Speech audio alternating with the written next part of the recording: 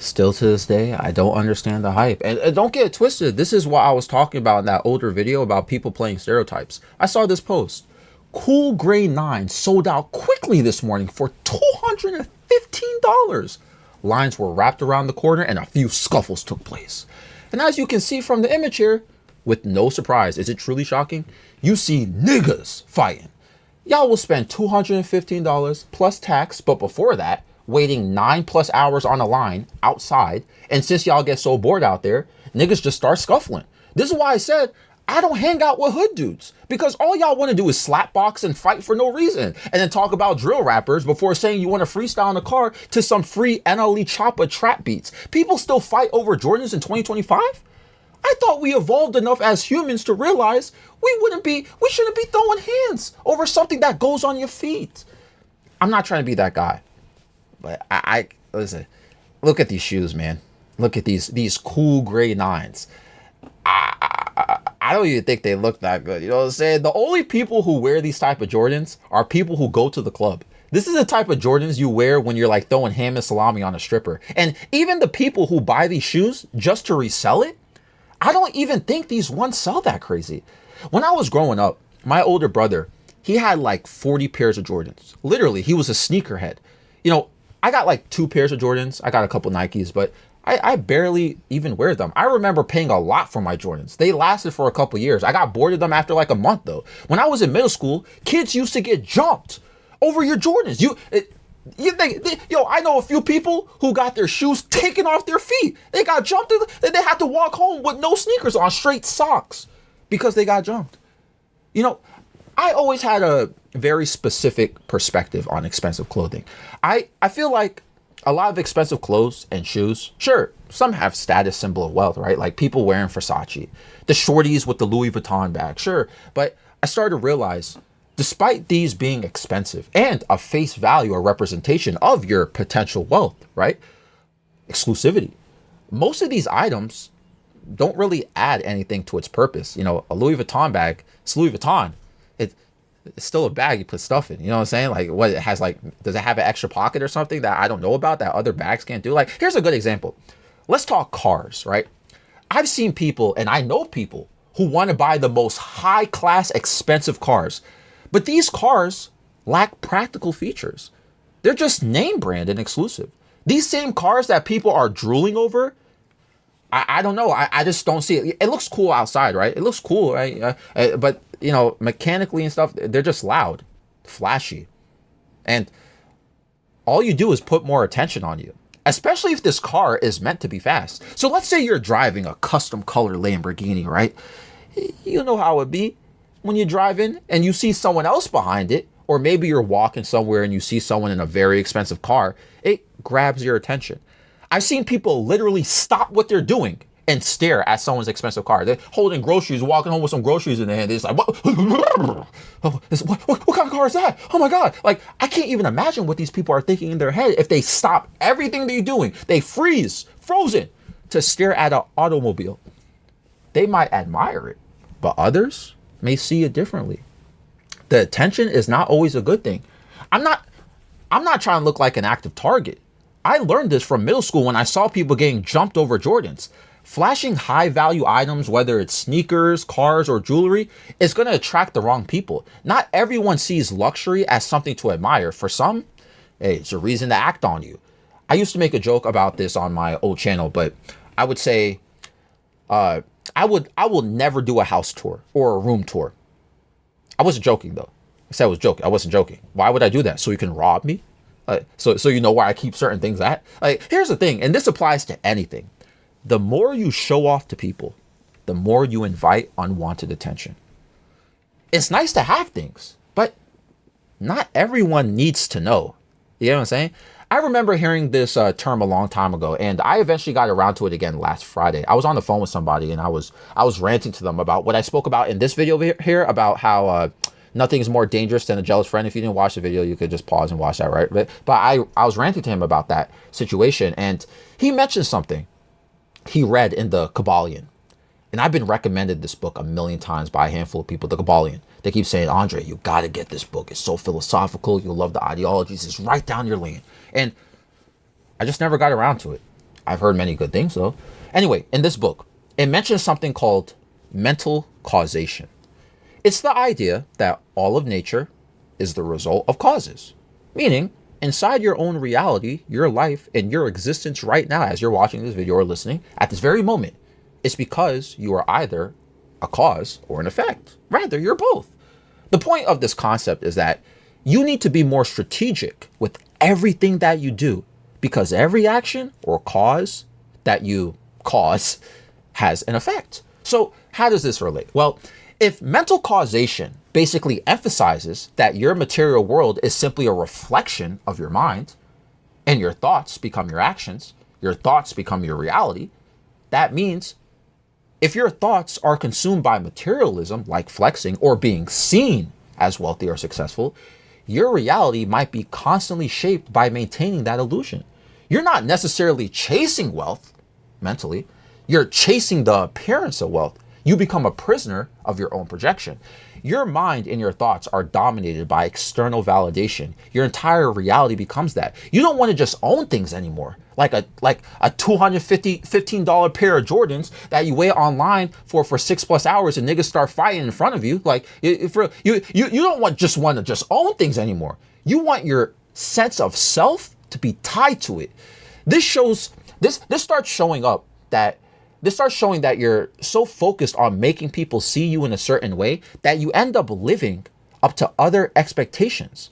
Like going back to the Kabbalion and the mental causation concept, right? Your mentality literally created your own boundaries of your image. You're focused on, you end up living up to the expectations of others. Money doesn't unlame anybody, right? You've seen it firsthand, either online or in person. Sometimes you got to ask yourself though, if money doesn't unlame everybody, I mean, what's going on here? Ask, who really owns you? Who really controls you? You or your possessions? Going back to Hermeticism, they say, as above, so below, as within, so without. What does that mean? Well, if you're so internally attached to wealth, then externally, you'll be controlled by it. You will defend it, worry about it, obsess over it, and it will dictate your behavior. This is not only applied to wealth. This involves relationships, friendships, everything. Somebody or something that you give mentally a lot of time to or a lot of mental energy to, it changes your behavior. And depending on how positively or negatively you internalize it, you start unreasonably defending an ideology or somebody who clearly did something wrong to you. You just, it's like you just detach from rationality. Stoicism kind of talks about this as well, the idea of non-attachment, self-control, right? True power comes from not having things or attachments, but it comes from knowing that nothing external or outside of you should ever define you. And that's hard to master. I genuinely don't know a single person on this planet who mastered that, besides Buddhist monks and the meditating in temples all day I see on the internet. But I don't even know these people personally. So how can I assume that these Buddhist monks just like detach from everything? I don't want to say it's impossible, but it's one of the most difficult challenges to detach from material world feelings. It's challenging to stop chasing illusions. If these people stop thinking about being seen as rich or powerful or successful, they might have a whole different purpose to life. Think about it. Some of these people act like material things don't overconsume their life and how they want to be perceived. But if you were to take that all away and you never cared about it, but let's say you still get money, right? You took away all that fancy stuff, but you still get money. You're still wealthy. You got some money in your bank account, investments, right? I mean, and you didn't care about material wealth. I mean, what other purpose? Like, is this person could have a whole redefined purpose to their life, a bigger purpose, a bigger passion. You know what I'm saying? What other ventures in that person's life would they truly pursue at this point? I feel like these things might be more productive or something. I would assume, at least hopefully. And here's the thing though. People could get money, spend a good amount of it, and people will know they get money. And if I call it insecure because they want to flex all the time, people are going to call me broke. If I say that's excessive, showing off all your material wealth all the time, I'm going to get called a hater, a pessimist, someone's gonna say, you don't get it. Man, let me tell you. I bought a suit jacket for $450. It was just a jacket. It didn't even come with the pants, bro. A suit jacket 3 weeks ago. Why? I'm always wearing a suit nowadays. Since I'm always in a suit, I said, might as well invest some extra money into a fancy and high quality outfit. I'm not trying to look like I'm rich by wearing this new suit jacket. I'm looking like I'm serious about what I do. I'm willing to invest into my business appearance. I even got some fancy shoes off of Amazon. Those were expensive too. That was like an extra $100-something, right? And it's, kind of blingy, honestly, a little show-offy, but it's not meant to be like, I got more money than you. I got power. You know what I'm saying? It's like, it's meant to be like, hey, I do a lot of business. I'm always wearing this one suit that I have to keep washing, right? And bringing the dry cleaner. Let me put some more money now. Let me put some more money into myself now to get something that looks better to present myself. Like, you get what I'm saying here? Like, there's a massive difference between buying something to stunt on people versus buying something to elevate your presence in a meaningful way. That means you're not throwing money around to impress strangers. You're instead refining your image.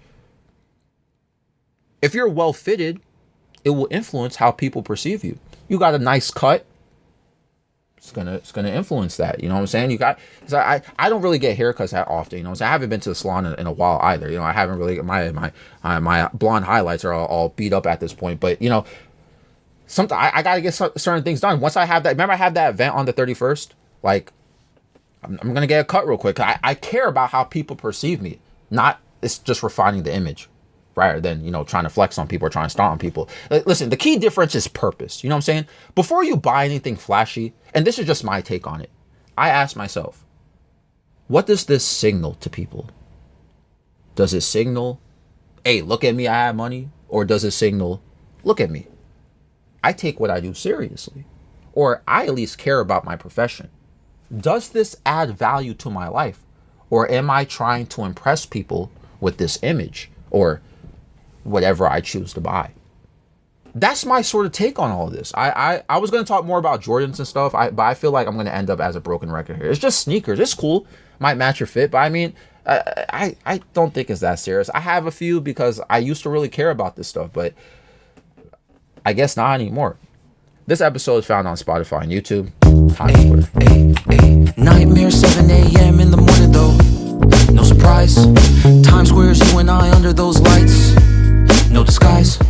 Don't tell me everything you wanted was a lie. All those city lights, it's an endless night. Never expected you to bring me so much life.